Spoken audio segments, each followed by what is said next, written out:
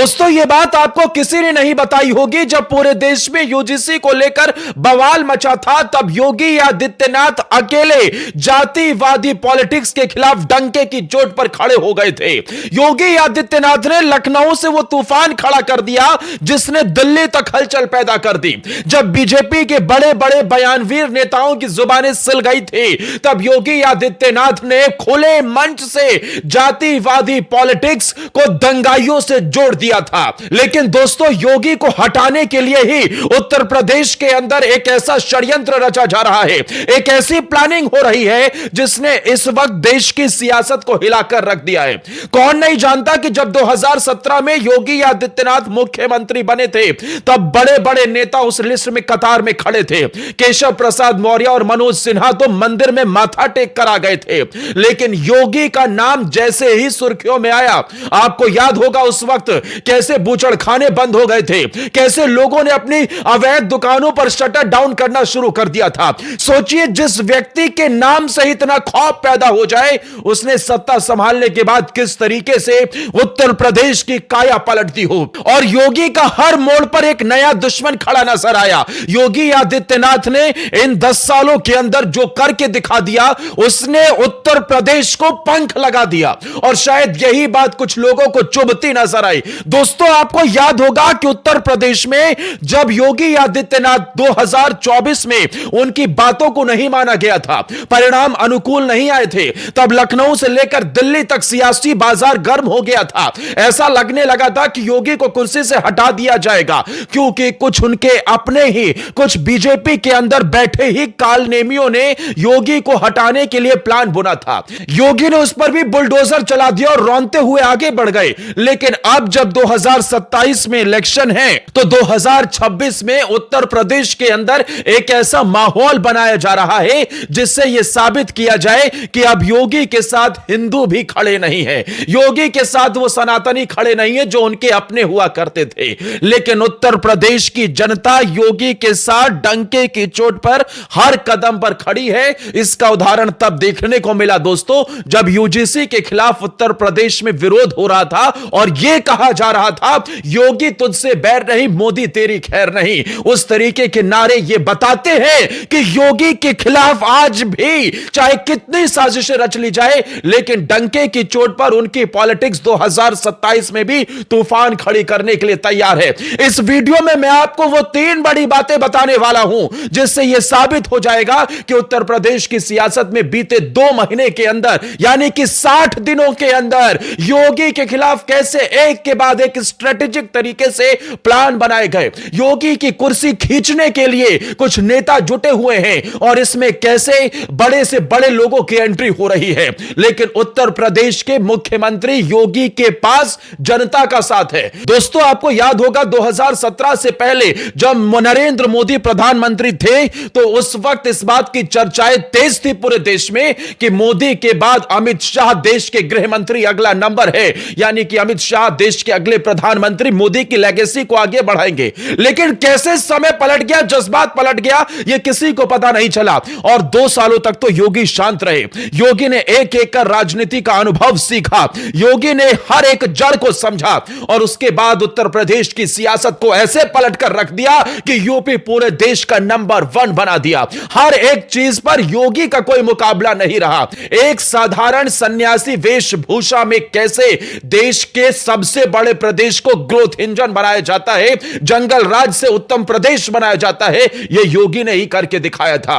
अब मेरे साथ आप 30 सेकंड रहिए, मैं आपको बताने जा रहा हूं कि उत्तर प्रदेश की सियासत में बीते 60 दिन के अंदर कैसे एक के बाद एक नए प्लान बनाए जा रहे हैं। और यह सिर्फ एक नेता के खिलाफ हो रहा है। यह एक नेता के खिलाफ एक ऐसी लॉबी एक्टिव हो गई है जो यह सोचने पर मजबूर हो रही है कि अपने ही योगी आदित्यनाथ के कहीं ना कहीं नीचे से जमीन हिलाने में लगे हुए हैं। लेकिन योगी की जमीन उनकी जनता है, उनके वोटर्स हैं, वो लोग हैं जो सनातनी शेर के साथ डंके की चोट पर खड़े हैं। अब आप लोग ये सोच रहे होंगे कि जब यूजीसी को लेकर बवाल मचा था, तब योगी ने भी कुछ नहीं कहा। इस बात का जवाब है बिल्कुल नहीं। यूजीसी के नए नियमों के बीच मचे बवाल पर योगी आदित्यनाथ ने क्या कहा था, उसे मैं आपको बताता हूं। योगी ने साफ कहा था कि जो लोग जातिगत राजनीति करते थे, वो अब दंगाइयों के हमदर्द बन गए हैं और अब दंगाइयों को खदेड़ दिया गया है, तो दंगाइयों के ये समर्थक नाखुश है। आपको याद होगा उत्तर प्रदेश ही नहीं पूरे देश के आभा मंडल में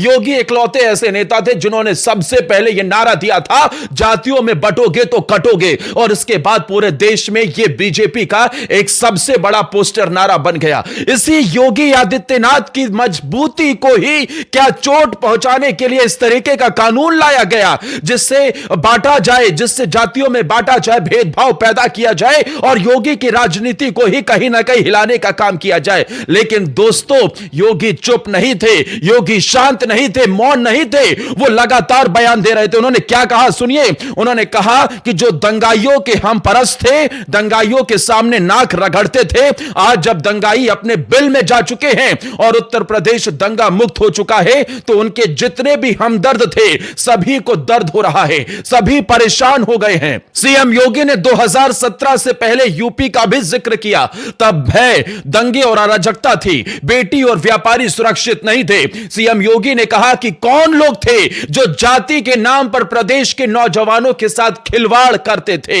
आज उत्तर प्रदेश विकास की राह पर आगे बढ़ रहा है। गोरखपुर की पहचान मच्छर इंसेफ्लाइटिस से नहीं बल्कि विकास से होती है, और यही योगी आदित्यनाथ का दृढ़ संकल्प है कि जातियों में बंटना नहीं है। लेकिन दोस्तों, उत्तर प्रदेश में जातियों और खास तौर पर वो समुदाय, खास तौर पर वो कैटेगरी जो योगी के साथ कंधे से कंधा मिलाकर खड़ी रहती है, उसे डिवाइड एंड रूल करने की कोशिश हुई। इसकी शुरुआत 60 दिन पहले रखी गई ब्राह्मण समाज की मीटिंग से होती है। उत्तर प्रदेश में अचानक से एक मीटिंग बुलाई जाती है, ब्राह्मण विधायकों की मीटिंग थी। ऐसा उत्तर प्रदेश की सियासत में पहले भी होता हुआ आया है।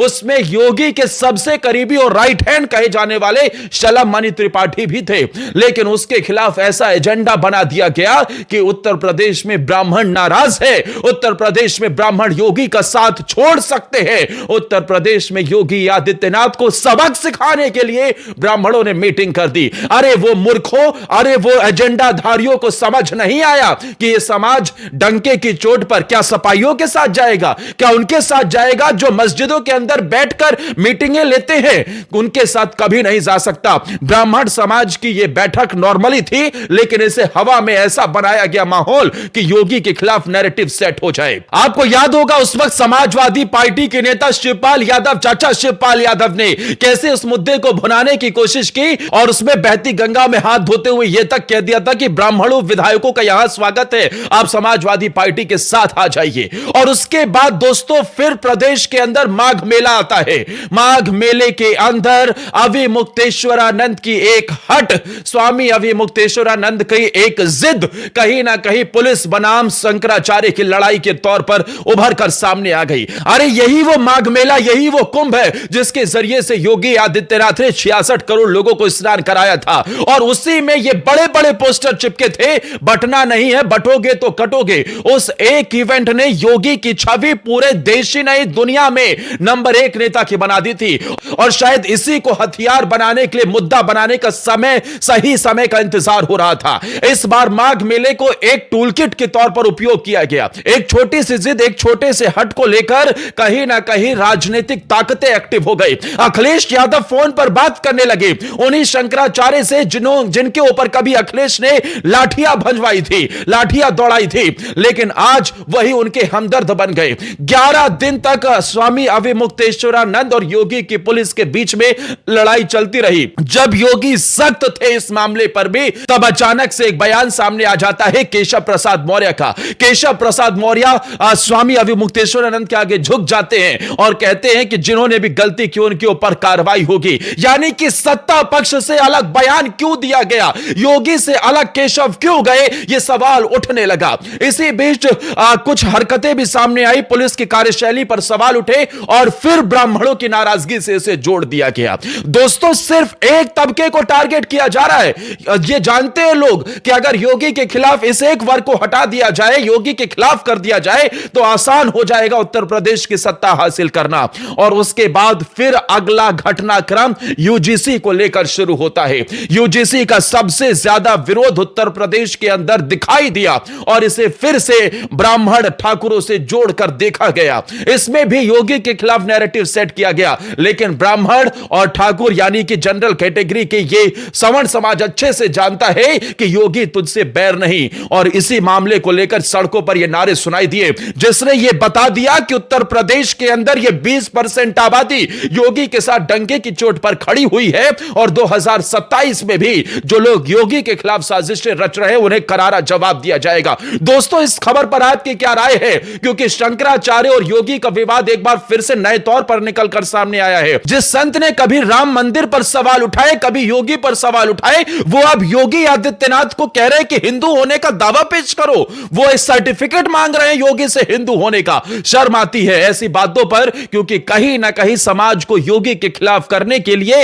ये साजिशें बुनी जा रही है। इस पर अपनी राय कमेंट सेक्शन में जरूर बताना दोस्तों। और क्या आप भी मानते हैं योगी के खिलाफ जो ये साजिशें चल रही है, इसे उखाड़ फेंकने का, ऐसे कालनेमियों को उखाड़ फेंकने का काम योगी आदित्यनाथ करेंगे? क्या आप भी सोचते हैं कि 2027 में योगी आदित्यनाथ को तीसरी बार मुख्यमंत्री बनाना है? तो अपनी राय कमेंट सेक्शन में जरूर देना। जय हिंद, वंदे मातरम, भारत माता की जय। इस वीडियो को ज्यादा से ज्यादा हर सनातनी को शेयर करना है।